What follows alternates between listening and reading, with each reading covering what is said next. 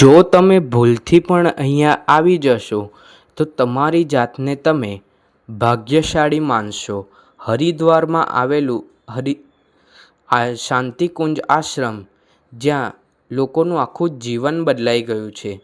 તો તમે પણ શાંતિકુંજ આશ્રમ આવવાના હો તો આ વિડીયો તમારા માટે છે.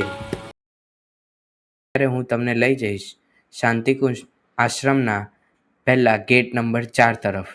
ત્યાં જ આપણાને એક શોપ મળશે, યુગ સાહિત્ય વિસ્તાર કેન્દ્ર. આની અંદર તમને મળી જવાનું છે ચોપડી, કંકુ, બધી જ ઘરની જે ભગવાન માટે આઈટમ વપરાતી હોય તે બધી જ અહીંયા મળતી હોય છે.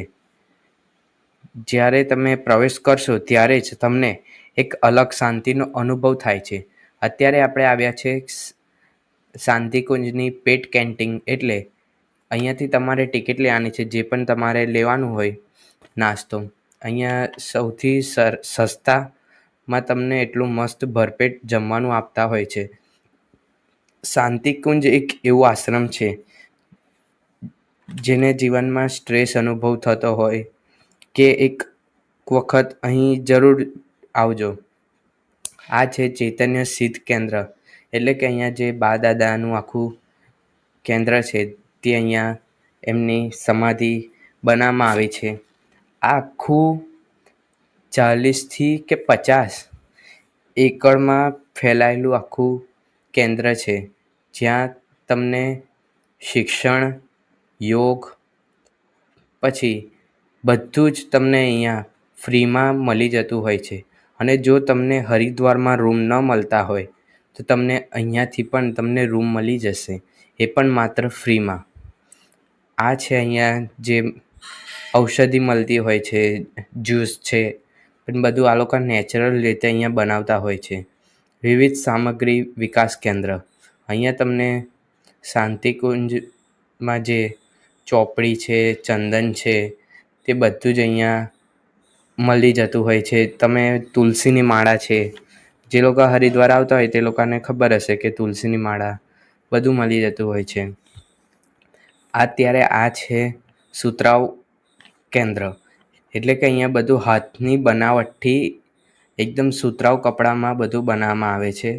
હવે આપણે જઈશું અહીંની બિલ્ડિંગો. જુઓ મિત્રો, અહીંયા જે રૂમો છે ત્યાં બધું ફ્રીમાં રહેવા અહીંયા આપતા હોય છે.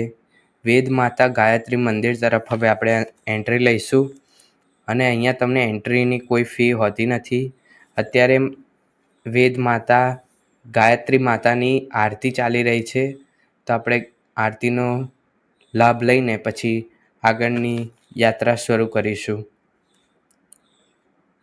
પછી ત્યારબાદ આપણે જઈશું અહીં જે બા અને દાદાનું જે આશ્રમ છે તેમની જ્યોત અહીંયા 24 કલાક પ્રગટતી હોય છે. પણ અત્યારે આપણને આવવાનું તો મોડું થઈ ગયું છે, પણ હું તમને કઈ રીતે અંદર જવું, અખંડ દીપ જ્યોત અહીંયા લખ્યું છે ત્યાંથી તમારે આગળ વધી જવાનું છે.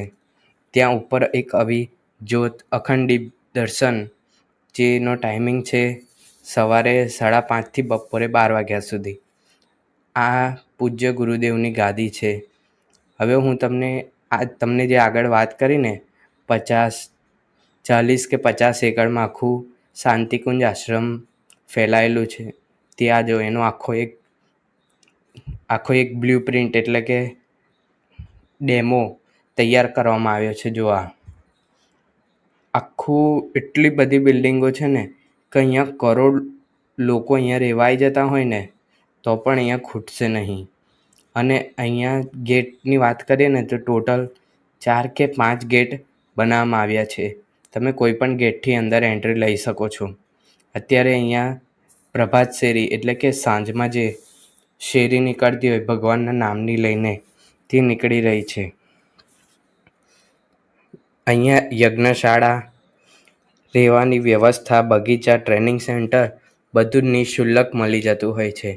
અહીંયા આવનાર વ્યક્તિને માત્ર પોતાની આઈડેન્ટિટી કાર્ડ લઈને આવવાનું હોય છે. અહીંયા બગીચા પણ એટલા સુંદર બનાવવામાં આવ્યા છે કે અહીંના લોકો, બહારથી આવતા લોકોને એકદમ ખૂબ સરસ રીતે શાંતિ મળી રહે તે માટેનું એક અહીંયા વાતાવરણ ઊભું કરવામાં આવ્યું છે. જો તમે પણ આગામી વર્ષોમાં અહીંયા આવવાનો પ્લાન બનાવતા હો તો શાંતિકુંજ જરૂર આવજો. અત્યારે આપણે આવ્યા છે બગીચા તરફ. બગીચામાં એક સરસ મજાનો ફુવારો આપણને જોવા મળે છે. પછી ત્યારબાદ શાંતિકુંજ એક એવું આશ્રમ બનાવવામાં આવ્યું છે જ્યાં હરિદ્વારથી માત્ર અડધો કલાકનો સમય લાગતો હોય છે શાંતિકુંજ આશ્રમ આવવા માટેનો. અને જે લોકોને જીવનમાં સ્ટ્રેસ અનુભવતા હોય તો તમે અહીંયા આવી શકો છો. અત્યારે આપણે આવ્યા છીએ હિમાલય સાધના તરફ, જ્યાં તમને શાંતિથી ફોન તમારો સાયલેન્ટ કરીને અહીંયા બેસી જવાનું હોય છે. અને તમારા જીવનમાં તમે ઘણી બધી મુશ્કેલી તમને આવતી હોય તો તમે એકલા આવી જાઓ શાંતિકુંજ આશ્રમમાં. ખાલી આધાર કાર્ડ લઈને આવી જાઓ.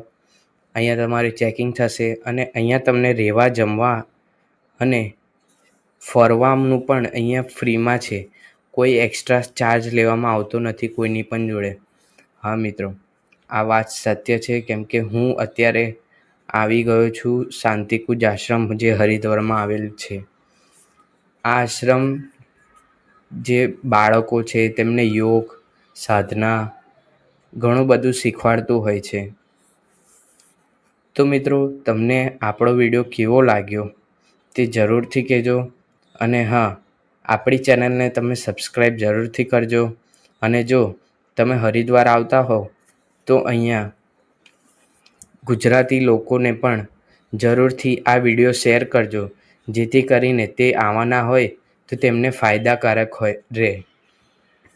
તો આ વિડીયોને તમે લાઈક, શેર અને અમારી ચેનલને સબસ્ક્રાઈબ જરૂરથી કરજો.